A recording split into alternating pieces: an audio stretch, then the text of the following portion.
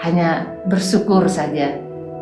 Saya bersyukur sampai saat ini saya masih bisa melayani. Itu karena apa? Karena Tuhan yang jaga saya.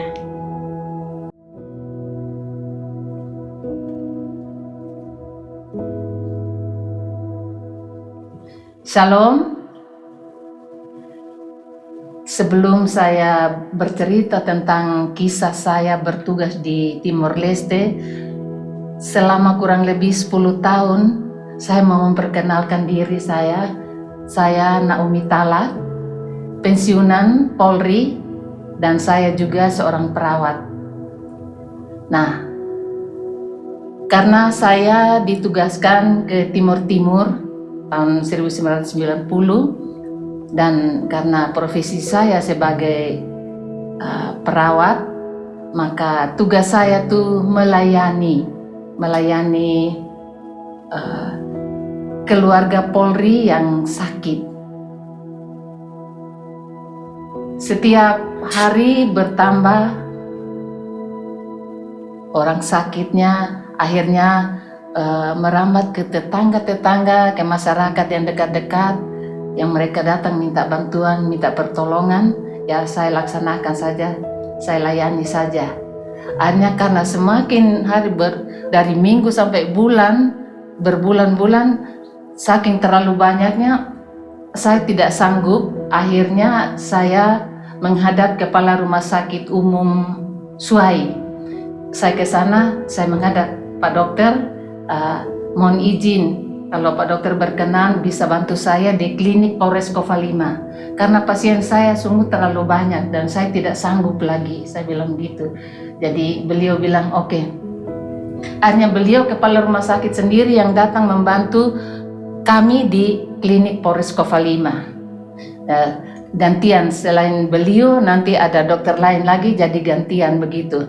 Nah, selama berjalannya waktu, akhirnya Bapak Kapolres mengatakan begini, Ibu Omi, bagaimana kalau kita ke kecamatan-kecamatan, ke polsek-polsek? Saya bilang siap. Nah, kalau ke sana, kalau ke desa-desa, ke kecamatan itu kan tidak ada jalan, jadi kita jalan kaki, tidak ada jalan untuk naik mobil atau apa, jadi kita harus jalan kaki. Nah, sebelum berangkat ke sana, saya harus mempersiapkan obat-obatan dan keluarga berencana, program keluarga berencana, karena waktu itu berlaku KB Kes Manunggal Abri, sehingga saya datang menghadap Kepala BKKBN mohon bantuan supaya kami kerjasama untuk melayani masyarakat, ya. Jadi selain pelayanan obat-obatan, kami juga melayani keluarga berencana, dan yang paling kami layani di sana yaitu obat-obatan. Mereka mau obat-obatan dan pemasangan implan di sini. Nah, nanti kami berjalan begitu, kami dibekali hanya nasi kaleng, terus air di perples. Kami jalan, kalau sudah keluar gitu, Dandim sama Kapolres sama anggota TNI sama Polri. Jadi kami berjalan, bagian yang anggota-anggota itu membawa alat-alat untuk pemutaran film di polsek atau kecamatan. Sedangkan saya bagian obat-obatan dan keluarga berencana, sehingga itu yang saya siap. Nah, selama kami tugas di sana, kami jalan kaki, tidak pakai apa-apa, pikul makanan, pikul obat-obatan, jalan naik turun gunung di hutan, tidak lihat apa-apa. Nah, kalau kami sudah lapar, kami harus turun ke kali. Nah, di situ baru kami bongkar semua kami punya makanan dan air di perples, terus kami makan, buka itu tempat makan itu, terus kami makan. Tidak kasih panas lagi karena di hutan, di kali. Jadi kami makan. Nah, kalau air sudah habis, mau minum apa? Ya terpaksa kami minum air kali. Kami minum air kali. Dan kami jalan pun sudah minum, kami isi air lagi di perut dan kami jalan. Mendaki gunung, turun gunung, mendaki jalan setapak. Tetapi kami jalani terus, nanti sudah sampai, baru kami sampai di lokasi mana nanti ditentukan sama Kapolres sama Dandim. Di lokasi mana kami berhenti. Kami berhenti di situ, nanti Kapolseknya memberitahukan bahwa ada pelayanan kesehatan dan pemutaran film. Nah, sudah setelah begitu, saya bagian kesehatan, saya melayani sendiri. Dan di sana kan di tempat di desa tidak ada apa-apa, jadi saya melayani pakai lampu yang sumbunya kecil. Jadi saya melayani sendiri, terus pasang implan sendiri. Nanti selama pelayanan itu bukan hanya itu saja yang saya layani, tetapi kalau ada yang melahirkan, itu saya tolong dengan keadaan apa adanya. Saya tolong. Nanti kalau sudah selesai pakai lampu baru jalan lagi. Dan itu tempat untuk penginapan kami juga belum pasti. Nanti sampai di mana, Kapolres atau Dandim mengatakan nanti di sana kami berhenti. Nah, di sana baru kami berhenti, kami istirahat dan kami bisa tidur di sana. Nah, kami istirahat malam itu bukan tempat tidur yang biasa, tidak. Jadi kami di atas, rumahnya di atas. Nah, di bawah itu sapi-sapi, binatang-binatang di bawah. Sehingga kami tidur itu, kami pulang dengan membawa bentol-bentol di badan semua karena kutu-kutu binatang itu. Tapi kami biasa saja. Nanti kami besok lagi kami bangun dan kami jalan lagi kemana saja. Jadi kalau perjalanan kami 2-3 hari gitu, kami kembali lagi ke rumah kami, asrama kami lagi. Nanti istirahat lagi. Biasanya seperti itu. Dandim bilang begini, ayo 3 bulan lagi kita keluar. Nah, saya dipanggil, siap. Nah, kalau bilang siap begitu berarti saya siap obat-obatan, saya siap alat keluarga berencana, saya datangi kantor BKKBN dan saya siapkan. Sudah siap gitu komandan? Siap. Oke, besoknya kami jalan. Pelayanannya seperti itu terus. Jadi baik di desa-desa terpencil, sore, malam, pagi, tetap kami jalani. Jadi bagian pemutaran film tetap dia melaksanakan pemutaran film. Saya melaksanakan pelayanan kesehatan dan keluarga berencana. Terus begitu saja. Dan di kampung maklumlah, jadi tidak ada lampu kecil itu yang kami pakai saja. Terus begitu. Sudah lama karena berjalannya waktu, akhirnya Dandim, Pak Kapolres panggil saya, Bu Omi, siap, sini, siap menghadap. Terus beliau bilang begini, kita nanti ke tempat ini, daerah Jumalai sana, di zona merah. Siap.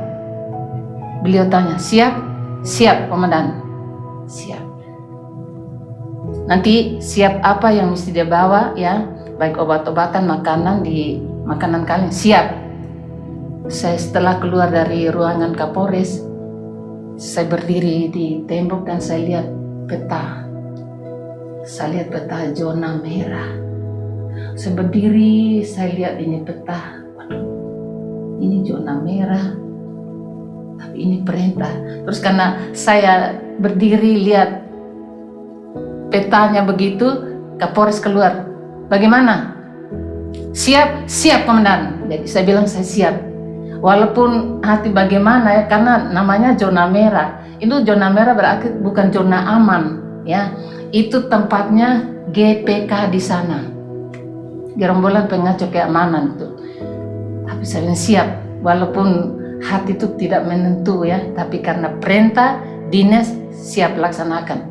Akhirnya saya siap semua. saya siap semua. Akhirnya kami jalan.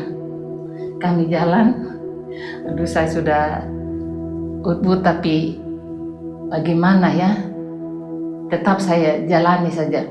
Jadi semua itu tentara, polisi, BKKBN, dan saya sendiri perempuan, kami jalan saja. Kami layani di sana mulai dari siang itu sampai sore, layani sampai sore. Terus ini dan dibilang istirahat, siap, karena mau makan dan mau mandi, siap. Nanti kawal Ibu Omi ya, mau mandi ke kali, siap. Yang siap 4 orang ya, 2 depan 2 di belakang. Jadi anggota siap, saya di tengah. Saya siap persiapan pakaian untuk mandi ke kali. Dan antar jarak rumah ke kali itu cukup jauh. Dan ini di hutan dan zona merah lagi. Saya mau bilang apa? Saya laksanakan saja walaupun hati begini. Dan itu jalan mau menuju ke kali itu bukan jalan biasa. Itu jalannya begini. Kami jalan begini. Karena kalau begini berarti kena duri. Jalan gitu, jadi 2 orang anggota di depan. 1 arah senjatanya ke kiri, 1 arah senjatanya ke kanan. Terus saya di tengah, di belakang juga begitu. 1 ke kiri dan 1 ke kanan. Sudah mau sampai di kali, di anggota agak jauh. Saya bilang jangan jauh. Saya tunjuk jangan jauh, dekat saya. Jadi saya mandi tapi mata saya begini, mandi tidak bersih, yang penting basah-basahin saja badan. Tapi anggota mau lihat juga, saya tidak peduli. Saya hanya jaga mata saya hanya ke kiri dan kanan, karena hutan dan batu besar, tidak lihat apa-apa. Dan ini anggota di atas itu sudah siap senjatanya begini, dalam keadaan siap. Habis mandi, betul-betul ganti pengen langsung jalan lagi di tengah. Jalan kecil dan begini, bongkok-bongkok begini. Sudah selesai, siap, sudah selesai. Baru kami makan dan pemutaran film, dan tetap saya laksanakan itu pelayanan. Nanti sementara melaksanakan pelayanan begitu, Intel datang, Ibu, ada GPK, tapi dalam keadaan berbisik. Saya bilang gini, pantau mereka.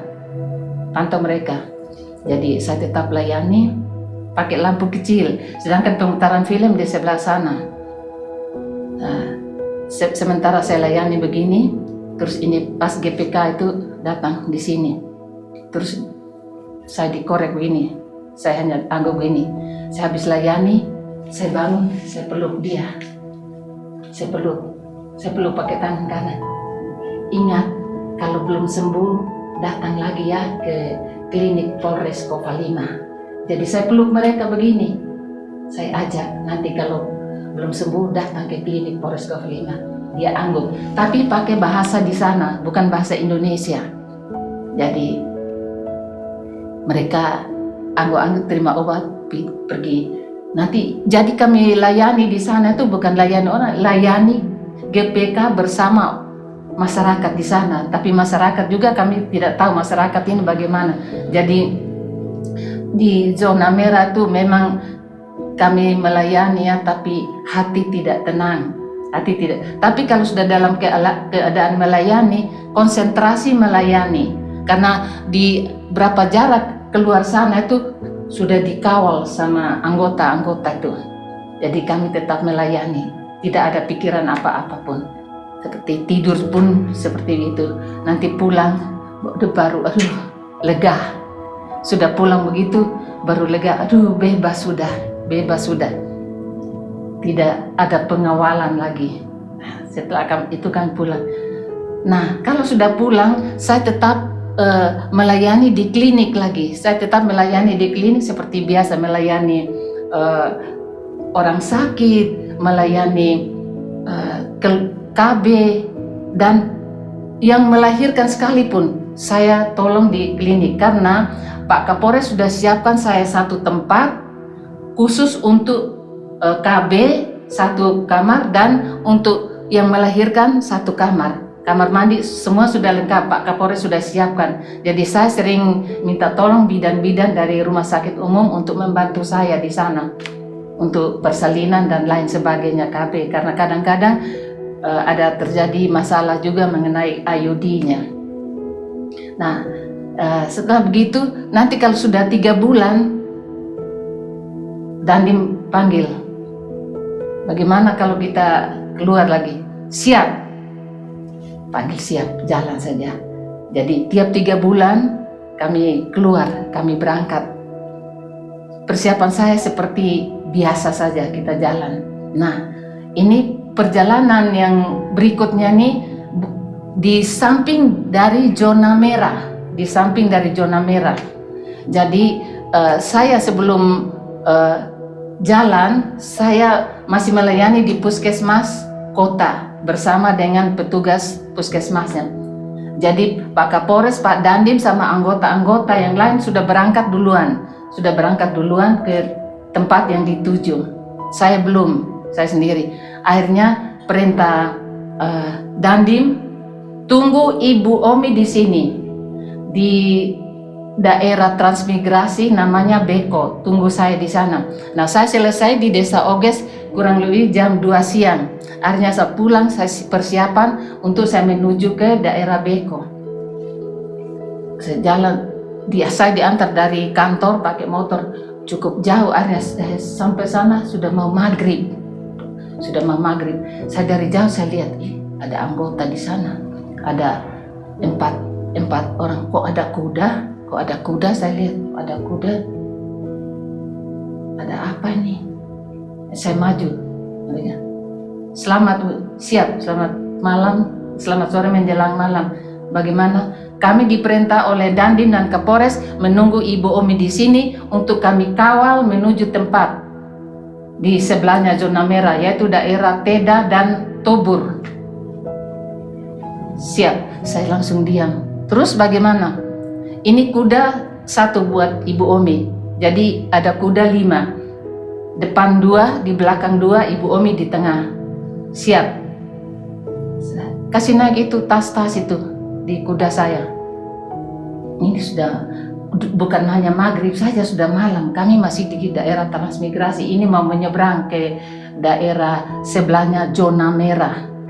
Nah, ini sudah gelap jalan. Kita naik. Jadi saya dapat kuda 1. Di depan 2. Tetap itu senjata itu tetap mereka pegang. Saya tidak bawa senjata, saya hanya pakai kuda saja jalan. Nah, sampai perjalanan itu jalan kering, terus dikali lagi, mendaki, menurun, tidak dengar bunyi apa-apa, hanya bunyi burung hantu. Terus menyeberang kali lagi. Saya bilang, kapan sampai ini gelap gulita begini ya? Naik kuda kok gelap. Sampai anggota bilang gini, Ibu Omi, mana suaranya? Kok suaranya tidak ada? Lapar? Tidak. Tapi bagaimana ya perasaan saya ya? Jalan gelap gulita begitu, hanya bunyi pohon pinus dan bunyi burung hantu. Sebentar menurun, sebentar mendaki, sebentar kuda masuk kali. Kok tidak lihat apa-apa, gelap gulita. Jadi sampai di tempat titik itu jam 8. Terus Dandim sudah berdiri di situ sama Kapolres. Sudah sampai Bu Omi? Aman? Siap, aman. Saya turun beres-beres semua. Terus buka itu makanan di kaleng. Kami buka makanan, kami punya makanan di kaleng saja. Buka, kami makan bersama. Habis itu sudah, bagaimana? Bisa melayani? Siap. Siap, saya melayani sendiri. Tetap intel datang, Bu Umi, GPK di belakang, dipantau. Siap, mereka pantau. Setiap kali GPK datang, saya peluk mereka. Saya peluk gini, kalau belum sembuh datang ya ke klinik Polres Kota 5. Saya peluk mereka, laki-laki perempuan saya peluk mereka. Seperti saya tidak anggap mereka itu kontra dengan kami, tapi saya anggap mereka itu perlu saya layani begitu. Jadi selalu saya begitu. Pokoknya kalau saya dikorek, dibisikin begitu, saya langsung pegang mereka begini. Saya layani mereka, tetap begitu. Tidur, pagi lagi, pulang lagi. Jadi kalau di daerah zona begitu, samping zona masih daerah rawan begitu, tetap kuda disiapkan. Kuda siapkan tapi bukan untuk semua, jadi kuda 3. Jadi Dandim 1, Kapolres 1, saya 1. Jadi kalau jalannya jelek, jalannya kecil, kuda itu tidak ikut jalan. Kalau siang-siang ikut dia punya selera, kuda itu bukan ikut jalan umum, ikut dia punya selera, jadi dia jalan ikut hutan. Nah, kalau sudah jalan di hutan begini, kami tidak bisa kepala begini ya, saya tidur di atas kuda begini supaya kepala saya tidak kena duri.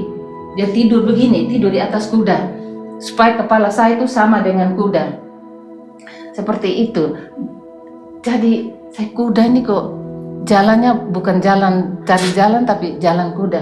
Nah, kalau sudah lewat begitu terus ada jalan yang lurus, Dandim dan Kapolres sudah kejar duluan, saya pecut kuda saya pecut dengan talinya, terus saya juga kejar mereka. Saya tidak mau sendiri karena daerah rawan, saya tidak mau sendiri. Jadi saya tetap kejar beliau berdua supaya kalau ada apa-apa juga mereka tahu saya. Karena anggota-anggota masih jauh di belakang, entah di mana saya tidak tahu. Karena mereka membawa bahan makanan, alat-alat untuk film, pemutaran film itu. Tapi perintah Dandim, hati-hati karena tujuan mereka tuh hanya mengambil obat dan bekal-bekal yang akan kami bawa. Jadi selalu hati-hati. Tapi saya kalau sudah dengan kuda, saya sudah kejar Kapolres sama Dandim, saya tidak pusing, sudah kejar-kejaran. Nah, setelah sudah sampai di daerah nyaman, aman, nah baru kita berhenti di situ. Kita turun dari kuda, kita tunggu anggota yang dari belakang itu sampai berjam-jam baru datang. Itu kami sudah lapar. Ya, apa yang kami makan? Kami ambil makanan kaleng itu, kami buka dan kami potong pakai pisau itu, terus kami makan dan minum air apa adanya. Ya, kalau tidak ada air ya di mana ada sumur, ada kali ya, di situ kami ambil air kali dan kami minum. Tapi selama itu juga kami tidak merasakan sakit perut atau sakit apa, tidak. Jadi perjalanan seperti itu waktu kami tugas di daerah zona merah dan dekat zona merah juga sangat rawan. Akhirnya kami pulang di sampingnya zona merah di desa Tenda dan Tubur begitu. Pada waktu kami jalan itu, satu kali kami jalan terus ada batu besar, tapi ada tentara yang sudah duluan yang mengawal kami di belakang juga. Kami jalan terus setelah pulang 2 hari kemudian Dandim panggil saya, "Ibu Omi, segera ke kantor, siap." Datang dan membawa alat-alat, siap. Jadi saya tutup klinik, saya menghadap Dandim. Saya datang, saya dari jauh, saya lihat kok ada merah putih tertutup di meja. Terus ada daging tergantung. Tapi saya langsung menghadap Dandim di kantornya. Siap menghadap.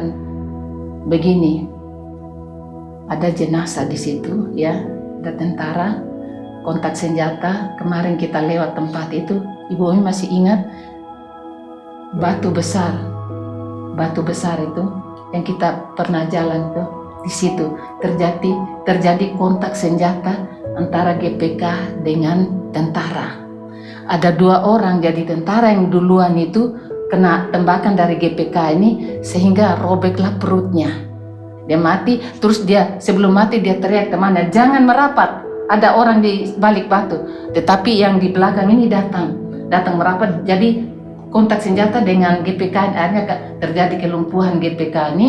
Jadi telepon kasih kabar ke Kodim, akhirnya dijemput dijemput itu jenazah itu, dijemput jenazah tentara yang meninggal itu bawa ke Kodim. Nah itu terjadinya 2 hari yang lalu kami lewat itu tempat yang ada batu besar. Jadi saya sudah menghadap Dandim, saya keluar dan dibilang siapkan untuk besok di kubur di pemakaman Seroja. Siap. Saya keluar, tidak ada yang bantu saya. Saya buka merah putih. Saya lihat ini terjadi robek di sini, robek di perutnya. Jadi yang tergantung ke bawah tuh ususnya yang tergantung di bawah. Mau minta tolong siapa? Saya sendiri kerja. Jadi saya ambil ususnya, saya masukkan ke dalam perutnya, saya jahit habis dalamnya, baru saya jahit luarnya. Sudah selesai semua, saya tutup kembali, saya bersihkan karena mau dimasukkan ke dalam peti jenazah, maka saya bersihkan semua, sudah rapi, sudah beres. Selesai, maka saya tutup kembali dengan bendera merah putih. Habis tutup kembali gitu, saya menghadap komandan, sudah selesai, ya pulang sudah, terima kasih komandan, ya. Jadi saya kembali, hanya besoknya baru dibawa ke pemakaman Seroja. Setelah begitu tetap pelayanan saya terus, tidak pelayanan di klinik, di desa-desa dekat kota, juga ke desa-desa yang jauh terpencil yang perlu kami pakai jalan kaki saja. Tapi itulah tugas kami, jadi tetap kami laksanakan. Nah, akhirnya ada keluarga anggota yang sakit, jadi itu harus dirujuk ke Dili, jadi pakai ambulans. Dibawa ambulans, belum sampai di Dili, belum sampai di rumah sakit Dili, sampai di tengah jalan, karena antara Suai Kovalima ke Dili itu sangat jauh, sehingga meninggallah orang itu karena tidak bisa bertahan lagi, meninggal di tengah jalan. Akhirnya bawa pulang. Dengan berjalannya waktu begitu, saya dapat lagi ada istri anggota yang sakit yang sudah lama, sudah berminggu-minggu. Saya bilang, saya dalam hati, kalau saya kasih tinggal begini dan saya bawa dengan ambulans untuk ke Dili lagi, bagaimana nanti? Ini sudah pengalaman. Jadi saya bilang gini, lebih baik saya minta helikopter saja. Akhirnya saya menghadap Dandim. Ada apa Bu Omi? Siap, boleh saya mau minta bantuan Pangkolak Ops. Ada apa?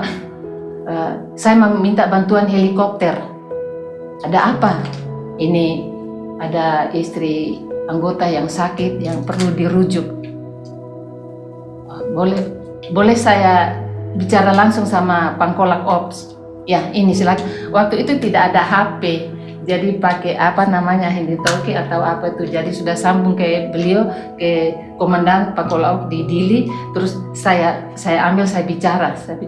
Mohon izin komandan, saya memperkenalkan diri saya dari Polres Kovalima, saya paramedis. Saya mau mengantar pasien ke Dili karena jauh, jadi mohon bantuan helikopter. Sudah siap? Dari Pangkolak Ops bicara langsung sama saya. Sudah siap? Sudah siap. Memang saya sudah siap juga.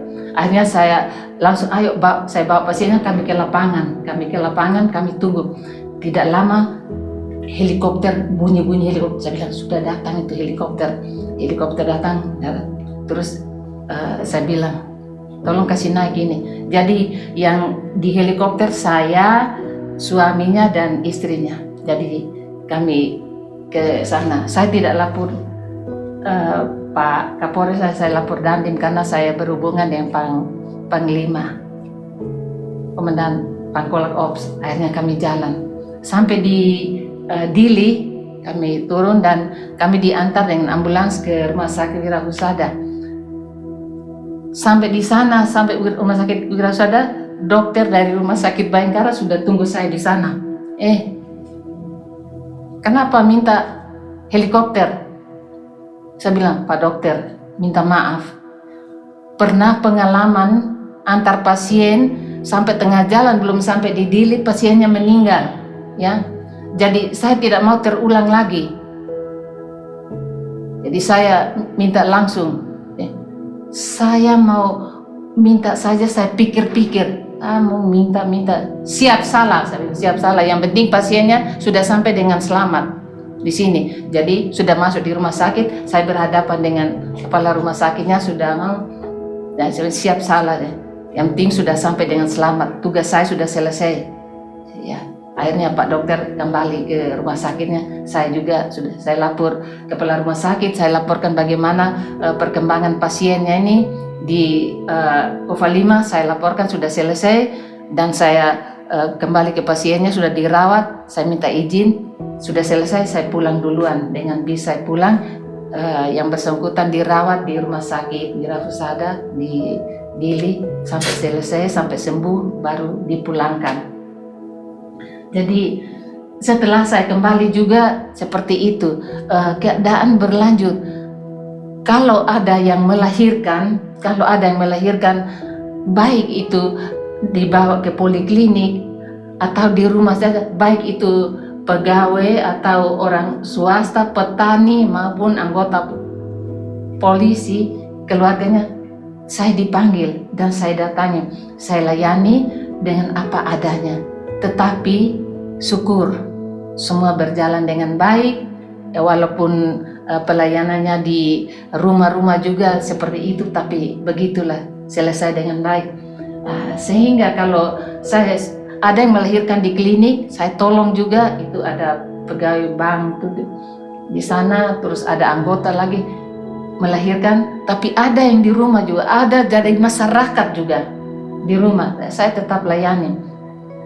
Setiap kali habis melahirkan, ini para anggota baik TNI maupun polisi, Ibu, bolehkah kami pakai nama Ibu Naomi? Silakan, kan mau pakai silakan, ya.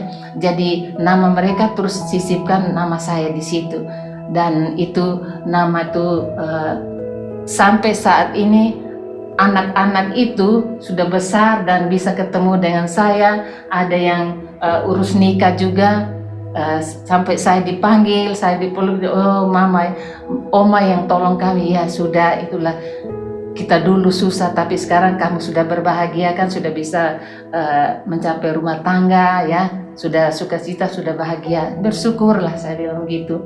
Jadi itulah, setiap kali saya menolong mereka minta nama saya sisipkan di nama anak-anak mereka. Jadi saya tetap kasih, baik itu orang Bali, orang Jawa, orang Flores, orang Kupang sekalipun, apa yang saya tolong pasti ada nama saya di situ. Jadi berjalannya waktu seperti itu, ya tetap saya layani, dan itu saya dapati di sini, bagaimana mereka bisa datang bertemu dengan saya. Nah,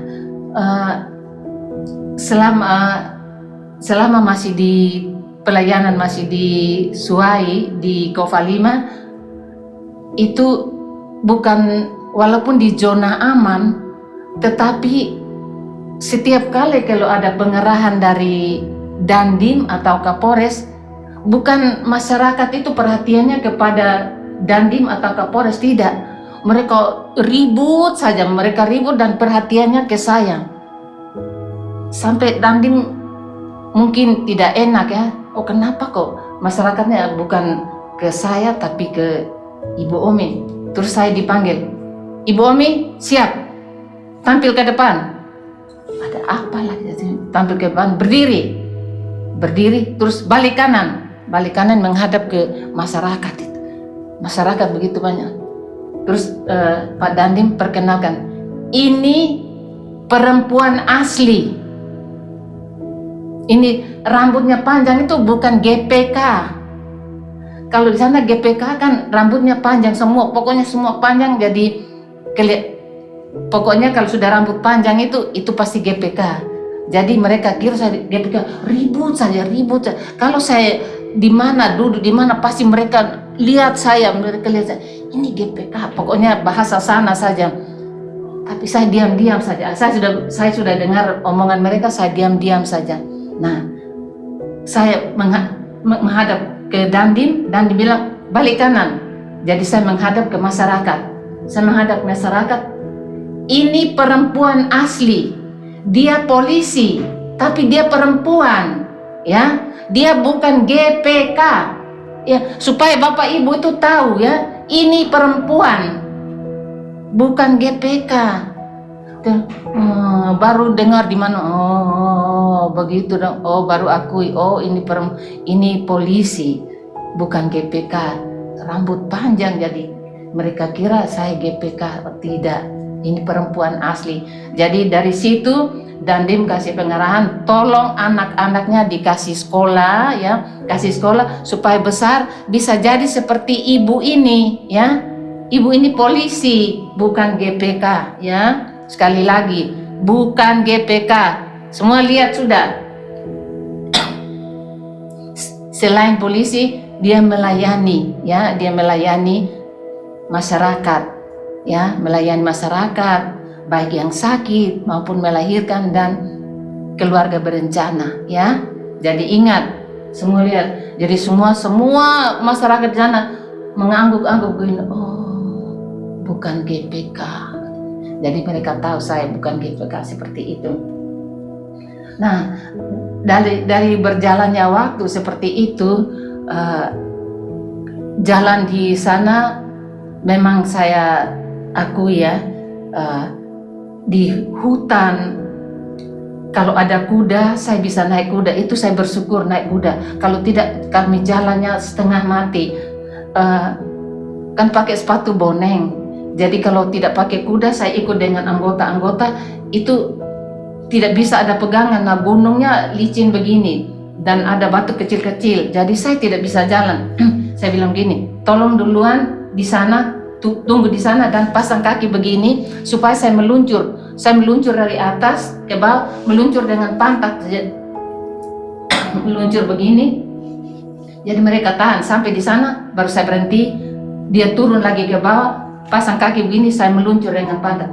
Karena tidak bisa ada pegangan apa-apa, bagaimana saya turun? Jadi perjalanan seperti itu. Dan kalau tidak ada kuda ya seperti itu, tapi kalau ada kuda, kami pernah melintasi ada satu gunung ya, namanya Gunung Taroman di sana di Kovalima. Gunung Taroman, gunung yang paling tinggi di sana. Nah, sekarang kami dari desa ini mau menyeberang ke desa sana, sudah disiapkan 3 kuda, Kapolres 1, Dandim 1, dan saya 1. Dan dibilang hati-hati, obat-obatan siap. Jadi kami jalan. Tapi karena di lereng gunung, maka antara kuda satu dengan kuda yang tidak bisa lihat karena kabutnya luar biasa. Tapi tetap saja hanya dengar bunyi saja. Oh, ikut. Jadi kuda ini pintar sekali. Dia bisa ikut kuda yang pertama, ikut jadi sampai kami lewati gunung yang tinggi ini. Kami menyeberang sampai di sana, baru lihat, oh ini sudah turun baru tidak ada kabut lagi. Yaitu kami baru lega, bisa satu lihat satu. Jadi kami bisa turun dan masuk ke desa-desa, baru kami melayani. Dandim, Kapolres, dan saya melayani seperti biasa. Nah, kalau sudah melayani seperti itu, anggota tentu lebih capek dari saya karena saya sering dengan Kapolres, dengan Dandim naik kuda, baik siang maupun malam. Kuda itu sudah disiapkan buat saya, baik di zona aman maupun zona merah. Tetap saya dikawal, ya. Saya dikawal itu baik jalan kaki atau mandi sekalipun. Jadi itu senjata itu tetap standby ke kiri dan ke kanan, di belakang juga seperti itu. Tapi kalau di zona aman, ya jalannya seperti biasa, tidak pakai depan senjata lagi. Nah, seperti itu terus menerus. Akhirnya sampailah tiap 3 bulan saya ke desa-desa, ke zona nyaman dan zona merah. Setelah selesai, akhirnya kami sampai kepada penghujung tahun 1999. Itu sudah terjadi hal-hal yang tidak nyaman lagi, sehingga kami tidak turun ke desa-desa lagi. Saya tetap melayani di klinik Polres Kota 5. Dan pasien yang banyak seperti itu, tetap dokter dari Rumah Sakit Umum Suai tetap membantu saya, dan bidan-bidan tetap membantu saya, sehingga pelayanan saya selama di Suai Kota 5 itu berjalan dengan lancar.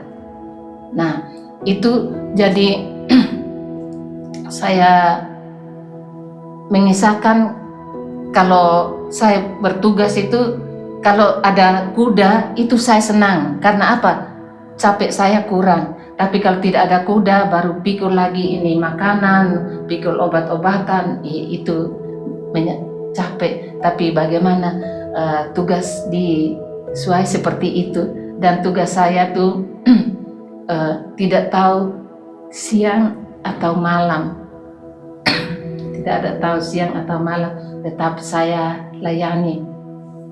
Dalam situasi kondisi apapun saya layani, walaupun dalam keadaan bagaimanapun, itulah saya layani. Sehingga saya selama bertugas di sana kurang lebih 10 tahun, saya merasakan kok saya bisa selamat, ya, saya bisa selamat, dan saya bisa selesai bertugas, dan saya bisa kembali ke Kupang. Seperti surat perintah tugas kembali ke Kupang, seperti itu. Dan saya pulang membawa anak-anak masih kecil, dan tetap saya sekolahkan di Kupang lagi. Dan itulah selama bertugas di tim itu hanya garis besar, tapi yang setiap hari saya layani itu lebih berat. Lebih berat itu berat bukan karena bebannya, tetapi pelayanannya itu, dan situasi di sana bukan hanya di daerah aman, tapi karena di zona yang tidak nyaman, itu yang membuat saya juga bubut, tapi tetap saya laksanakan, sehingga saya sampai saat ini seperti ini. Saya kembali dengan kondisi seperti itu. Jadi masih ada hal-hal yang saya mungkin lupa atau apa, tapi apa yang saya ingat saat ini saya ceritakan pengalaman saya di sana, dan saya bersyukur ya bisa kembali ke sini, bisa dengan suasana sukacita, suasana selamat, dan masih tetap melayani di sini seperti itu. Itulah, kalau tentu Tuhan yang menyertai saya. Karena apa? Melayani itu bukan di daerah aman, ya, tidak di zona betul-betul zona merah. Tapi itulah, kalau Tuhan menyertai itu, segala sesuatu bisa berjalan dengan nyaman, aman, dan selesai. Komandan tanya bagaimana, siap. Hanya itu saja jawaban saya, siap. Walaupun hati itu tidak 100% ya, tetapi siap. Sebagai seorang perempuan, aduh bagaimana jalan malam-malam begini, tapi bilang siap, dikawal. Bagaimana dikawal kalau peluru datang, masa dia silih, ini 2 orang di depan, 2 orang di belakang, tidak ada. Tetapi itulah, tetap saya layani, saya jalani tugas, ya, sampai saat ini saya sudah kembali dengan keadaan sehat walafiat. Itu karena Tuhan yang menjaga saya, bukan anggota saja, tapi Tuhan menjaga saya dalam siang maupun malam, jalan kaki maupun berkuda, jalan di hutan, di tebing, dimanapun saya tetap jalani, dan saya bisa sampai dengan selamat. Itu jadi kurang lebih 10 tahun ya saya tugas di sana sampai saya kembali. Ya, seperti sekarang saya tetap melayani. Walaupun dalam masa purna, tetapi saya masih melayani. Itu saya kira sekilas itu perjalanan selama saya bertugas di tim-tim. Masih banyak ya, kan kurang lebih 10 tahun. Bayangkan tiap 3 bulan perintah komandan siap. Tiap 3 bulan kami turun ke desa-desa, yang desa zona merah maupun zona nyaman, tetap kita jalani. Ya, itulah pengalaman saya. Jadi hanya bersyukur saja. Saya bersyukur sampai saat ini saya masih bisa melayani. Itu karena apa? Karena Tuhan yang jaga saya. Saya kira itu saja. Masih banyak, tapi sudahlah, itu hanya yang penting-penting saya bisa cerita di sini biar untuk mengenang kembali bagaimana saya tugas di Timur itu ya. Dan kemanapun saya pergi itu pasti orang tahu ini Naomi, ini Oma Naomi, ya saya terima. Begitulah perjalanan selama saya di Timur kembali dengan sukacita. Terima kasih banyak. Tuhan tetap menyertai dan memberkati kami sekeluarga sampai saat ini. Amin.